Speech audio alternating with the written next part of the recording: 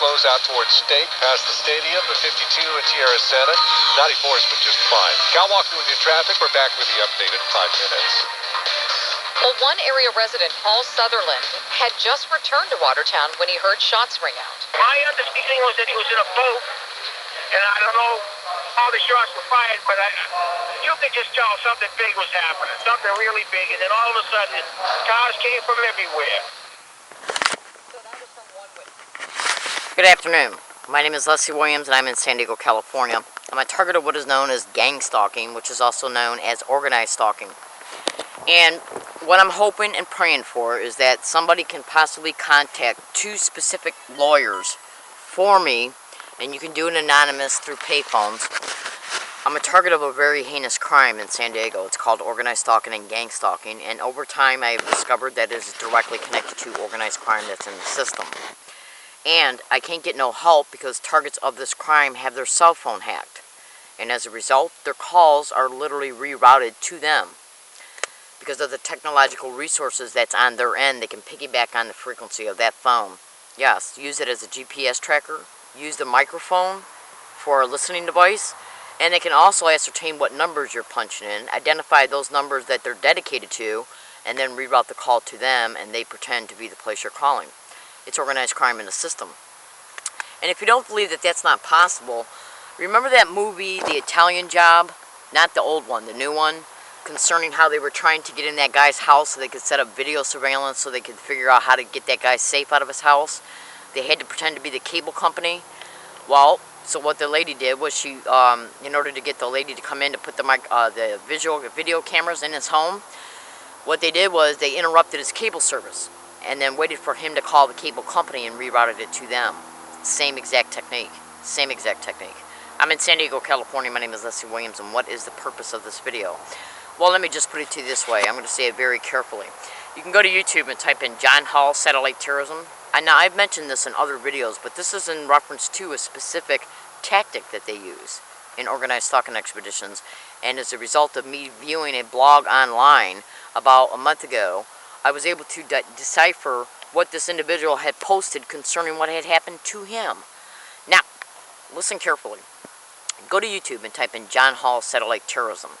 And you will hear him talk about specific type of technology called remote neural monitoring. And in his videos, he talks about how remote neural monitoring is used in gang stalking expeditions. And you can YouTube and Google remote neural monitoring as well and cross-reference it to gang stalking. Gang stalking is not stalking by gangs. It's nothing but organized, crafted harassment that is perpetrated towards a selected target that is perpetrated by the system. Now, as a result of this technological resource, actually, I'm going to backtrack for 1 second. Go to the bottom of Freedom from Covert Harassment and Surveillance. And look at all 3 of the PDF links that are on the very, very bottom of the homepage. You got to scroll all the way down to see the 3 PDF links. Remote neural monitoring is one of them. And as a result of you thoroughly and meticulously looking at this remote neural monitoring file, you can literally see that as a result of them being able to piggyback through RF filtering, which is radio frequency filtering of any device, cell phone, video camera, like I'm shaking right now that I'm taking this video up with, digital tape recorders, okay? Through them having the technology that they can literally transmit to a target's vectored location, they can ascertain, just like when you triangulate a cell phone in order to be able to find out the fixed location where a call's being made from.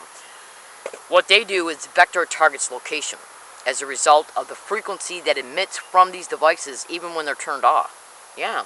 That's how they're able to even use a cell phone as a microphone. The speaker that you talk into when you use a cell phone, you know, the mouse speaker that you go to talk into, when your cell phone is turned off, the camera can be used for a recording device, a video recording device, and the microphone that you speak into can be used as a microphone while the phone is turned off. And if you don't believe me, type in at YouTube snooper technology and cell phone hacking and then cross-reference it to gang stalking.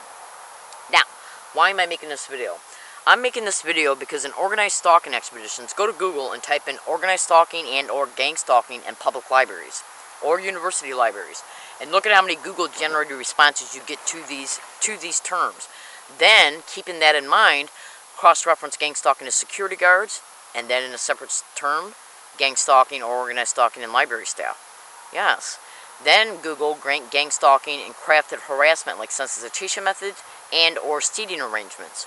You have to Google each of these terms separately and cross-reference the information that comes up in the blogs and YouTube videos concerning each description, and then synthesize them together in order to be able to understand the factual realities of how these methods are utilized towards a target in these environments.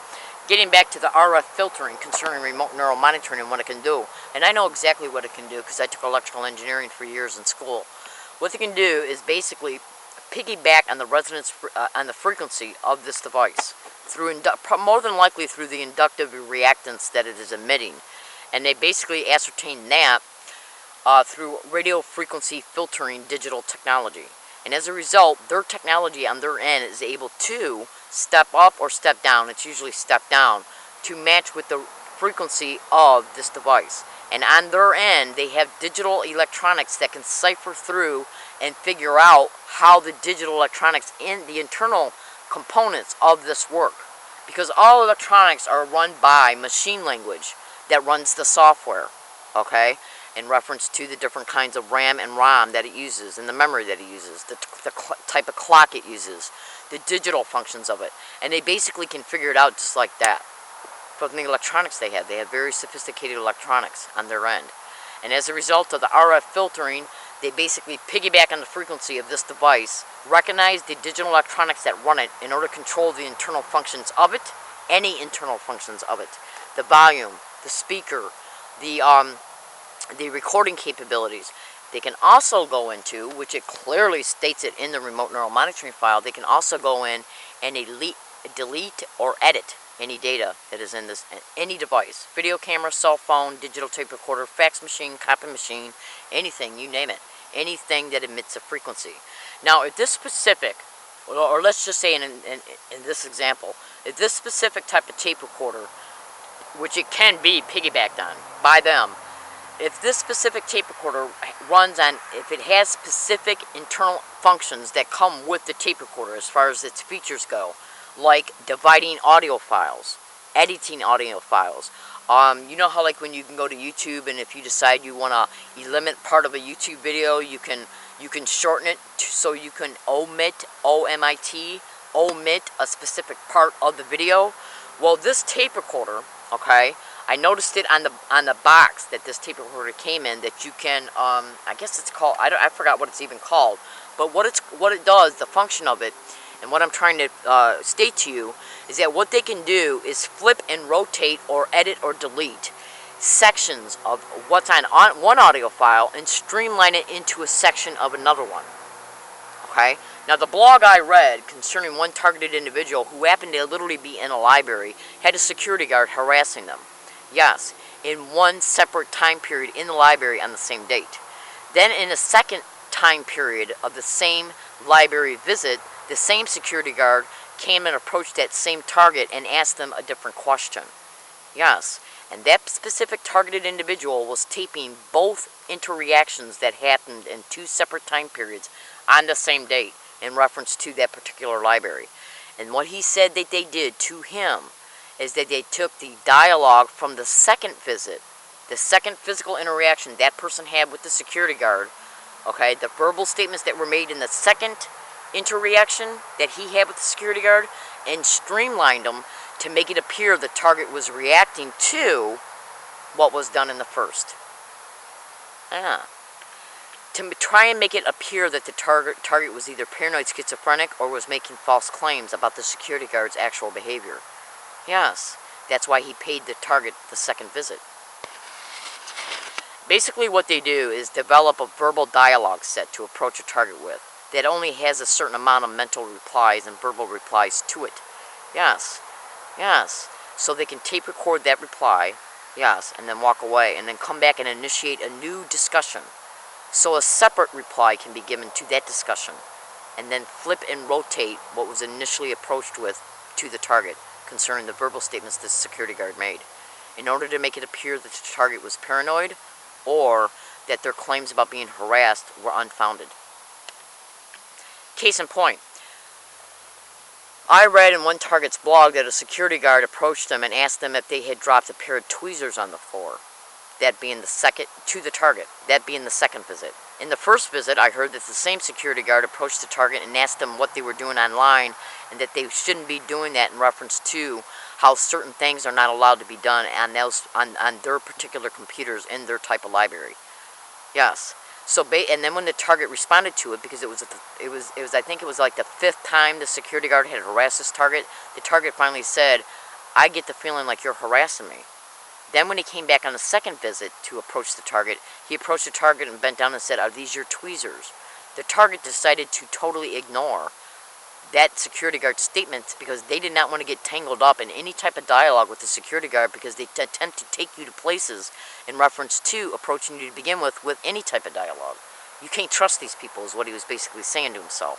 So he decided not to answer the question when it came to the security guard coming up and asking him if those were his tweezers. Yes.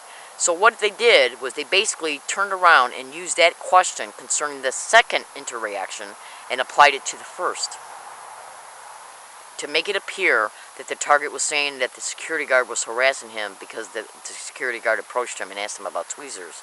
Do you understand what I'm saying?